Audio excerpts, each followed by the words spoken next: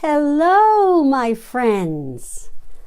This is Rati Gorfine of Creative Calling Coaching, and I'm happy to present Module 2 of Procrastination Medication, talking about the things that stop us. Last week, I talked about how sometimes you just got to dive straight in, straight out of bed, never mind your morning routine. This week, I'm going to talk about damaging expectations. Damaging expectations. Actually, they're not wrong expectations, but they're damaging expectations in terms of our relationship to them. For instance, there's something you've never done before, and you keep putting it off. Say, auditioning with a new monologue, or launching a webinar, right? Or publishing an app you've developed. You just find yourself putting it off. You know it's going to be hard. And you're right. But the reason that expectation is damaging is because somehow you think that you're different. This is my thesis. Somehow we believe that it shouldn't be hard. It wouldn't be hard for someone else. So why step into it and find out what losers we are? Newsflash. It's hard. For everybody. Doing something for the first time is hard for everybody. But people who venture on know that and don't think they're so special. It's very strange. It's actually a form, I think, of superiority complex,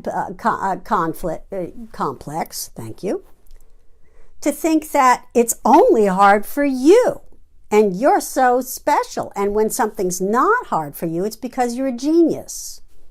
No. Yes, it's going to be hard. And that is not wrong. It's going to take longer than you think. You're going to make mistakes. You're going to have to scrap your first attempt and start over. People who you're collaborating with are going to piss you off. They're going to do things wrong. They're not going to listen to you. And you will have to patiently sally forth through all that muck until it's no longer something you've never done before. Lo and behold, the next time you perform the monologue, which is a bad example in terms of collaborating with other people except for your acting coach, or you launch a webinar. That's what I've just been going through. I'll be presenting a webinar on February 6th called The Passion to Profit Party, which I hope you'll attend. But this is the first time I've put together a webinar in a real grown-up way, with a grown-up webinar platform, launching it with very particular emails, etc. So many moving parts. What subject line should I have for this email? Just mind-boggling. And I knew I couldn't do it alone, so I employed the help of a marketing person and a designer and my web person. And things are not exactly how I'd like them to be. And I'm doing it. I've launched. The emails are going out. The landing page is there. Had I stopped at the point I had overwhelm and brain fog going on, which I indeed did at the beginning of this process, so much so that it nosedived me into a bit of a depression for a minute.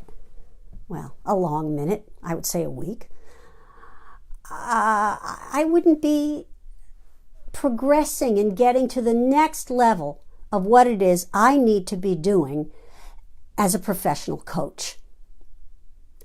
You need to step into the difficulty, and it helps to remember that it's hard for everyone the first time. You know you're stepping into hell, but you can do so calmly if you know this is the well-worn path of everyone before you. It doesn't mean that people who've gone before you can't mentor you and keep you from making some of the mistakes they did, but you will find your own. You will make mistakes. Phil Stutz co-authored a book called The Tools with Barry Michaels, and one of the tools is bring it on.